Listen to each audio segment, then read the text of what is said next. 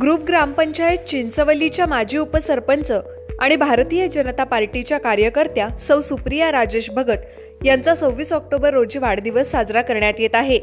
चिंचवली विभागातील विविध सामाजिक उपक्रमांमध्ये नेहमीच भाग घेऊन समाजसेवा आणि विकास कामांची सांगड घालत राजकीय वाटचाल करणाऱ्या, त्याचबरोबर आध्यात्मिक क्षेत्रामध्ये सुद्धा हरिपाठ आणि हरिनाम सप्ताह याच्या माध्यमातून श्री सेवा करणाऱ्या, तसंच सर्वांशी आपुलकीनं आणि आत्मीयतेनं वागणाऱ्या आमच्या लाडक्या सुप्रियाताई भगत यांना वाढदिवसानिमित्त लक्ष शुभेच्छा। शुभेच्छुक भारतीय जनता पार्टी चिंचवली। नमस्कार, मी विकास मिरगणे, विकासनामा या डिजिटल प्लॅटफॉर्म मध्ये आपलं सर्वांचं स्वागत। चर्चा करतोय कर्जत नगरपालिकेच्या निवडणुकीनिमित्ताने माजी नगरसेवक जे आहेत काही दिवस गायब झाले होते, मात्र आता दिवाळी सणाच्या निमित्ताने फराळ वाटतायत, मग मोर्चेबांधणी करतायत, मग महिलांचं आरक्षण पडलं असं ते नवरे बायकोचे फोटो छापायला लागलेले आहेत। माझ्या बायकोलाही उमेदवारी अर्ज द्या असं म्हणण्याची सगळीकडे लॉबिंग सुरू आहे। मूळ मुद्दा असा आहे की अनेक नगरसेवक जे आहेत त्या या निवडणुकीमध्ये पडणार आहेत।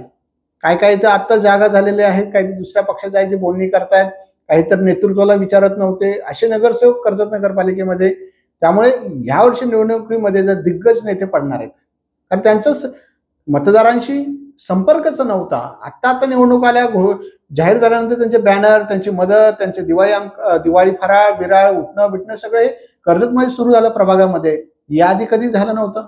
लोकांशी संवाद नव्हता, मोजक्याच लोकांशी बोलायचं, तेवढ्यापुरती करायचे। त्यामुळे कर्जतकरांनी याचा विचार केला गेला पाहिजे। हे लोक आता उगवलेले आहेत पुढच्या निवडणुकीसाठी, पुढच्या नगरपालिकेत जाण्यासाठी, पुढच्या टप्प्यामध्ये। अशा वेळेला तुम्ही पहिल्यांदा निवडून दिले, 5 वर्ष झोपा काढत होते, आता निवडणूक आल्यानंतर बॅनर लाव, फराळ वाटप करत लोकांशी फोन उचलत नव्हते, लोकांना विचारत नव्हते, आणि आता नगरपालिका आल्यानंतर निवडणूक आले कुठे फराळ वाटप कर, कुठे हे वाटप कर, कर्मचाऱ्यांना हे कर ते कर, हे असे कर्जतचे नगरसेवक आहेत। मूळ मुद्दा असा आहे, मग अशा लोकांना तुम्ही निवडून देणार का? 5 वर्ष दुसऱ्या टप्प्यामध्ये पुन्हा झोपा काढणार, तिसऱ्या टप्प्यापर्यंत जागा होणार। मूळ मुद्दा असा आहे, कर्जतच्या नगरपालिकेच्या निवडणुकीच्या निमित्ताने मग असे लोक तुम्ही निवडून देणार का? असे लोक तुम्ही निवडून देणार का? आता बायकांचे फोटो छापले, तुम्ही नगरपालिकेत महिलांचं आरक्षण पडलं, मग बायकांचे फोटो छापायला लागले काही लोक। माझी पण बायको आहे, माझी पण बायको आहे। नेतृत्व सांगतात, साहेब मला नाही तिकीट, माझ्या बायकोला द्या, साहेब मला तिकीट नको, माझ्या बायकोला द्या, आरक्षण पडलंय। मग बाकीच्या कार्यकर्त्यांनी काय करायचं? मग त्यांच्या बायका नाहीत का?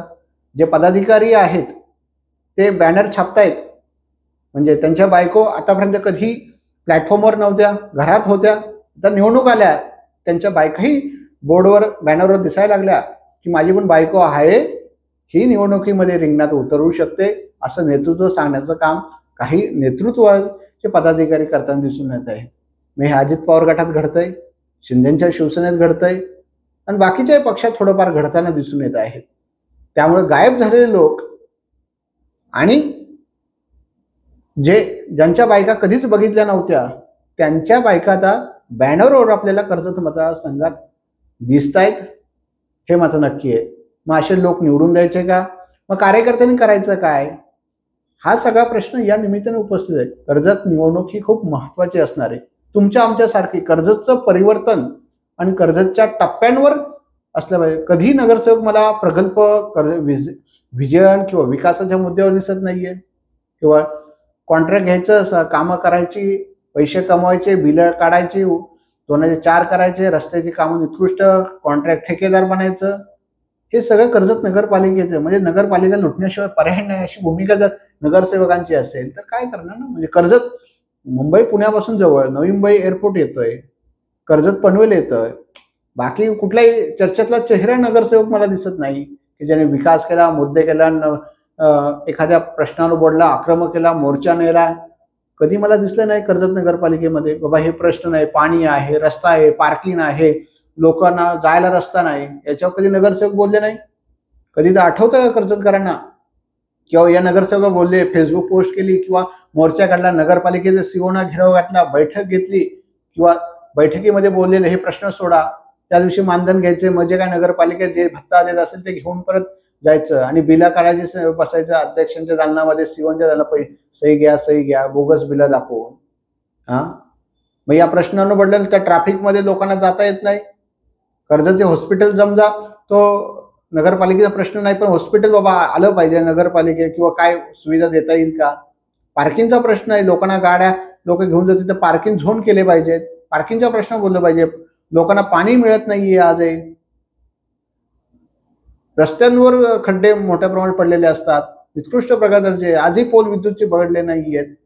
मग याच्यावर कोण बोलणार. विकासनामाच बोलू शकतो, बाकीचं कुणालाही याच्याशी भूमिका जे आहे ती कोण मांडताना दिसून येत नाहीये. आम्ही रोखठोक बोलतो, कारण ज्या पद्धतीने कर्जतचं राजकारण घडायला पाहिजे, व्हायला पाहिजे, तसं होताना दिसून येत नाहीये. मूळ मुद्दा असा आहे, या सगळ्या मतदारांनी जागृत झालं पाहिजे. चांगले लोक गेले पाहिजे, तुमच्या आमचे दुःख मांडायला गेले पाहिजे. तिथले घरपट्टी पण किती मोठ्या प्रमाणात असते, त्याच्यावर कोण बोलायला तयार नव्हतं. आता शासनाचा निर्णय आला किंवा त्याची सगळीकडे अंमलबजावणी सुरू झाली, मग लोक काय त्यावर आधी कुठे काय हे कोण विचारणार. मतदारांनी लक्षात ठेवलं पाहिजे. तुम्ही पैसे घेणार, मग असे लोक बोगस घेऊन ठेवणार, मग तुम्हाला बोलण्याचा नैतिकता अधिकार नाहीये कर्जतकरांना. मूळ मुद्दा असा आहे, तुम्ही पैसे घेता, 5,000 फोन पे घेता, सोसायटी खाली येता, वर आमच्या सोसायटीला रंग लावून द्या, आमचे पार्किंगची व्यवस्था करा, किंवा बोरिंग मारून द्या, पाणी द्या, किंवा भिंतींना रंग द्यावा, किंवा आमच्या सहलीला 1,00,000 रुपये द्या. शेवटच्या टप्प्यामध्ये होतं हे मतदार करतात. मग याचं सुद्धा मंथन कुणी करायचं, हा महत्वाचा मुद्दा आहे. मग कर्जतकर पैसे घेणार, मतदार पैसे घेणार, मग ते असेच कामं करणार. ते तरी कुठून आणणार पैसे.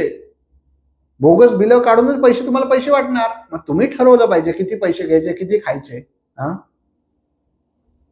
तुम्ही चांगल्या लोकांना निवडून द्या, हीच ती वेळ आहे.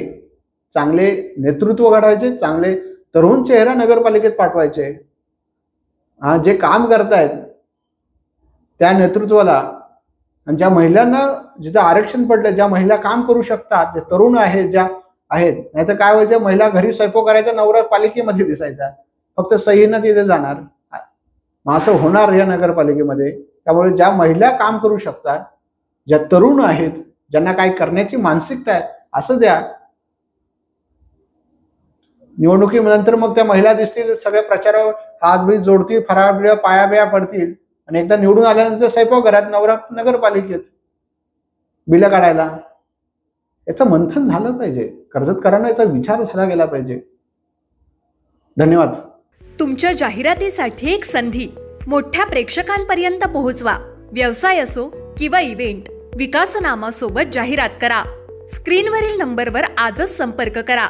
विकासनामा, तुमचा आवाज, तुमची जाहिरात. तसंच विकासनामाला सबस्क्राईब करा आणि अपडेटेड रहा.